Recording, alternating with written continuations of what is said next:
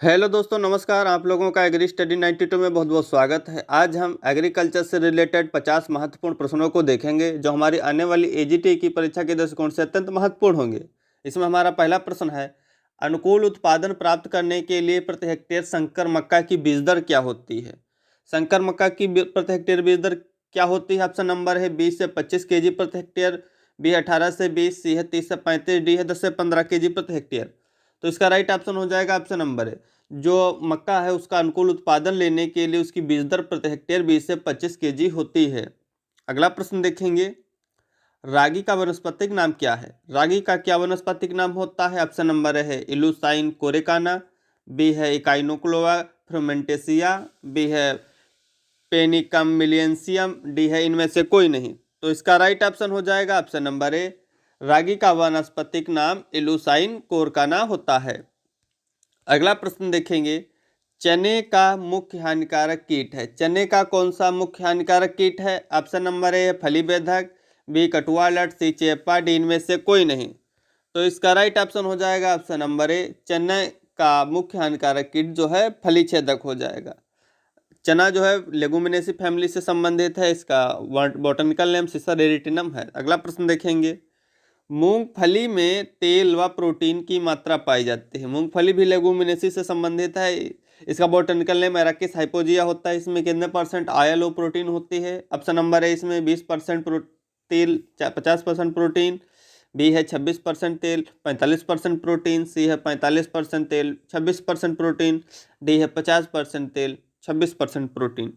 तो इसका right answer हो जाएगा ऑप्शन नंबर सी, मूंगफली के तेल में मूंगफली में 45% तेल और 26% प्रोटीन पाई जाती है। इसका सी ऑप्शन राइट हो जाएगा। अगला प्रश्न देखेंगे, न्यूनतम भू परिष्करण से फसल उगाने के तरीकों को क्या कहते हैं? जब आप मिनिमम टिलेज करते हैं तो उसे क्या बोलते हैं? Option number a zero tillage, b है मिनिमम टिलेज, सी है नो टिलेज, डी है हैवी टिलेज।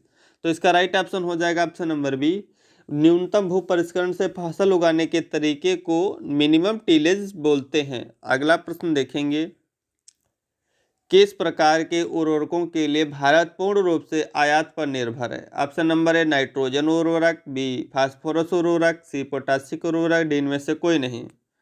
तो इसका राइट ऑप्शन हो जाएगा ऑप्शन नंबर सी, जो भारत है पूर्ण रूप से पोटासिक उर्वरकों के लिए आयात पर निर्भर है। अगला प्रश्न देखेंगे, राष्ट्रीय कृषि नीति के अनुसार कृषि में कितने प्रतिशत सालाना वृद्धि दर होनी चाहिए? राष्ट्रीय कृषि नीति के अनुसार कृषि में कितने परसेंट सालाना ग्रोथ होनी चाहिए? ऑप्शन नंबर है 2.5% से अधिक, बी है 3% से अधिक, सी है 4% से अधिक, डी है 5% से अधिक। तो इसका राइट ऑप्शन हो जाएगा ऑप्शन नंबर सी, राष्ट्रीय कृषि नीति के अनुसार कृषि में लगभग 4% से अधिक सालाना ग्रोथ होना आवश्यक है। अगला प्रश्न देखेंगे, मूंगफली के उत्पादन में अग्रणी राज्य, विच स्टेट इन इंडिया है first rank in production of मूंगफली? तो इसका राइट ऑप्शन हो जाएगा ऑप्शन नंबर ए है उत्तर प्रदेश, बी गुजरात, सी हरियाणा, डी गुजरात। तो इसका राइट ऑप्शन हो जाएगा गुजरात। गुजरात जो है फर्स्ट रैंक है मूंगफली प्रोडक्शन में इन ओवरऑल इंडिया। अगला प्रश्न देखेंगे, गन्ने के टुकड़ों पर स्थायी जड़ें होती हैं। गन्ने के जो टुकड़ों पर स्थायी जड़ें होती हैं उनको क्या बोलते हैं? सेट रूट बोलते हैं, सूट रूट बोलते हैं, प्रूफ रूट बोलते हैं, सभी बोलते हैं। तो इसका राइट ऑप्शन हो जाएगा ऑप्शन नंबर बी, जो गन्ने के टुकड़ों पर परमानेंट या स्थायी जड़ें होती हैं उनको सूट रूट्स बोलते हैं। अगला प्रश्न देखेंगे, गन्ने का पुष्पक्रम क्या कहलाता है? जब गन्ने में फूल आ जाता है उसे बोलते हैं पुष्पक्रम निकलना। गन्ने में पुष्पक्रम निकलने की जो क्रिया होती है उसको बोलते हैं एरोइंग। इसका ऑप्शन नंबर पहला है एरो, बी पेनिकल, सी केपिटम, सी रेमिसोम। तो इसका राइट ऑप्शन हो जाएगा ऑप्शन नंबर ए, गन्ने में पुष्पक्रम निकलना जो होता है कहलाता है एरो। अगला प्रश्न देखेंगे, गन्ने की बढ़वार के लिए अनुकूल तापमान होना चाहिए। गन्ने की बढ़वार के लिए कौन सा अनुकूल तापमान है? ऑप्शन नंबर ए 15 से 20 डिग्री सेल्सियस, बी है 20 से 25 डिग्री सेल्सियस, सी है 26 से 32 डिग्री सेल्सियस, डी है 32 से 35 डिग्री सेल्सियस।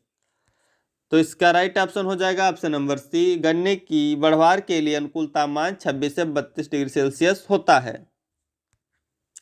अगला प्रश्न देखेंगे, अखिल भारतीय गन्ना अनुसंधान कार्यक्रम कब शुरू किया गया? अखिल भारतीय गन्ना अनुसंधान कार्यक्रम कब स्टार्ट हुआ? ऑप्शन नंबर है 1959, बी 1960, सी 1970 71, डी 1985 86।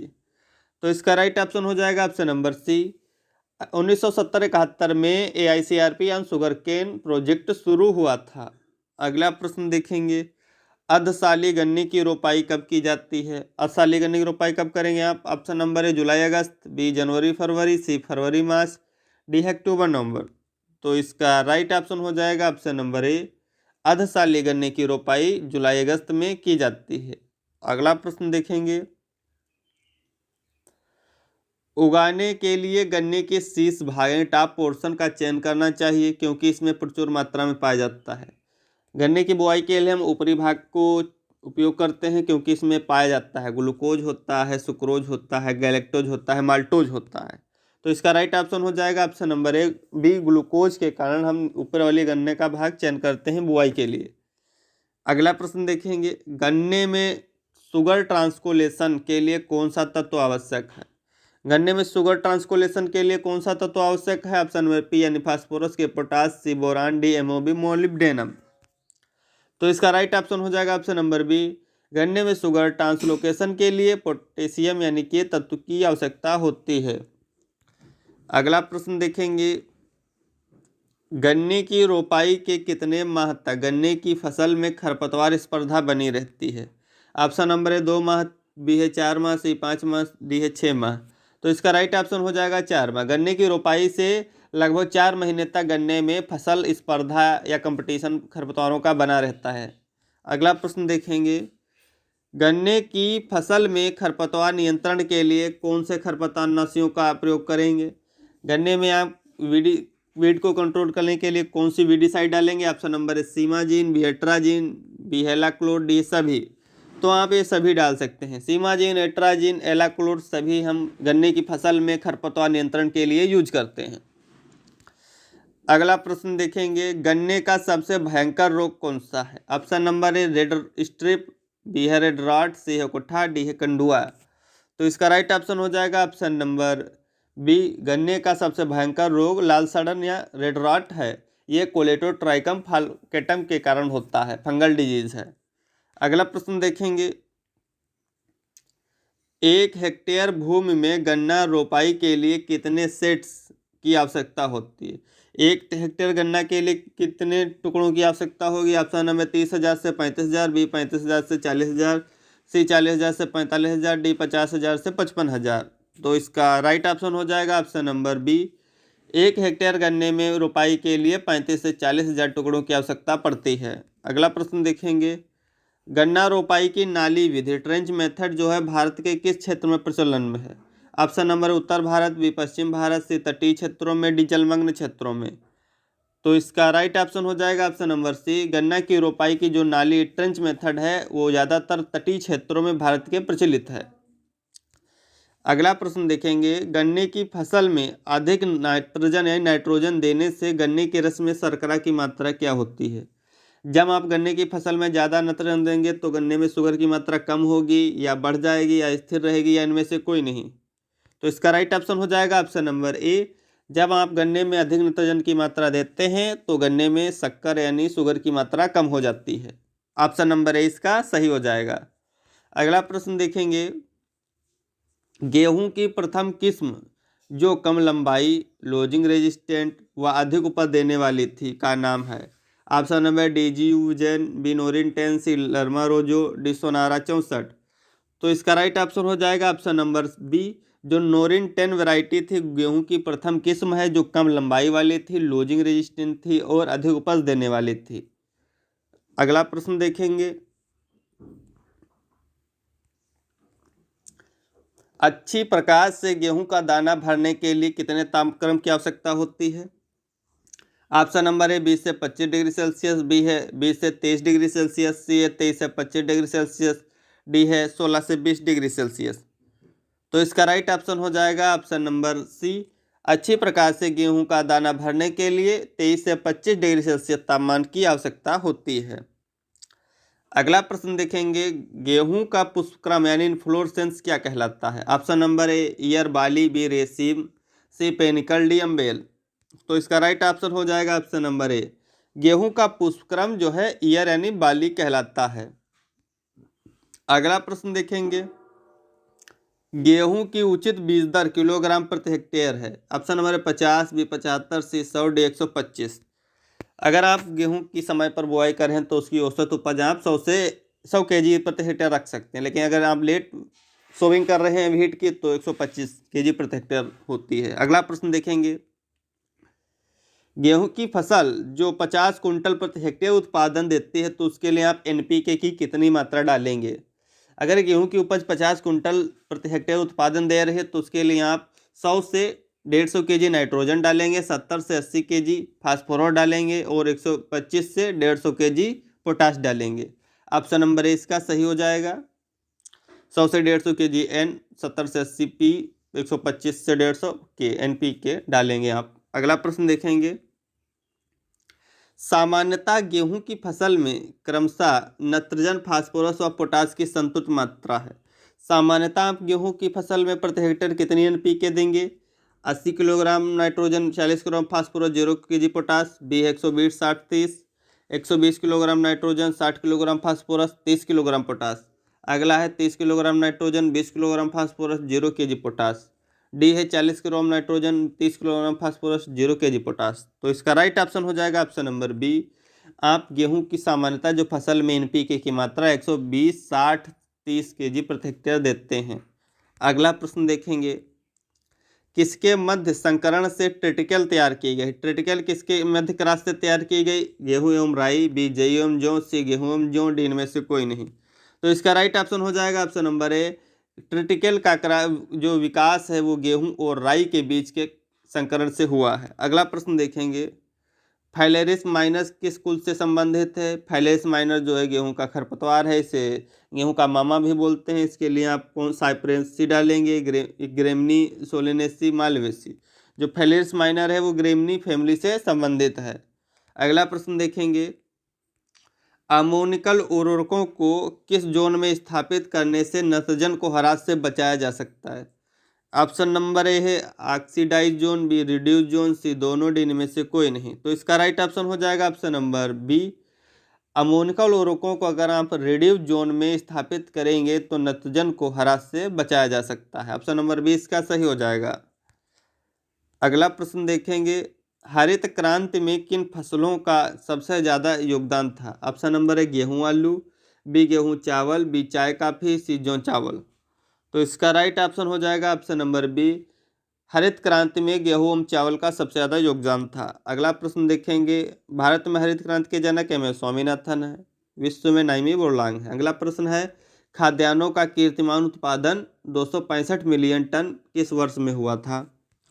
ऑप्शन नंबर है 1999 से 2000, बी 2000 से 2001, सी 13-14, डी है 2004 से 5। तो इसका राइट ऑप्शन हो जाएगा, खाद्यान्नों का कीर्तिमान उत्पादन 265 मिलियन टन 2013-14 में हुआ था। अगला प्रश्न देखेंगे, धान की फसल में अकयोची रोग किसकी विषालुता के कारण होता है। ऑप्शन नंबर है जस्ता, बी लोहा, सी फास्फोरस, डी हाइड्रोजन सल्फाइड। तो इसका राइट ऑप्शन हो जाएगा ऑप्शन नंबर डी। धान की फसल में अकयोची रोग हाइड्रोजन सल्फाइड के कारण होता है। अगला प्रश्न देखेंगे, गेहूं में प्रथम सिंचाई किस अवस्था पर देनी चाहिए। ऑप्शन नंबर है CRI, बी कल्ले निकलते समय, सी है ग्रंथि बनते समय, या दूध पकने पर। तो इसका राइट ऑप्शन हो जाएगा option number a, crown root initiation stage यानी CRI स्टेज पर गेहूं की बुआई से 20 से 25 दिन बाद पहली सिंचाई हमें करनी चाहिए। अगला प्रश्न देखेंगे, गेहूं में किसके उपयोग से फाइलेरिस माइनर का नियंत्रण संभव है। ऑप्शन नंबर 2,4-D, बी आइसोप्रोटोरान, सी एट्राजिन, डी है ग्रामोक्सिन। तो इसका राइट ऑप्शन हो जाएगा बी।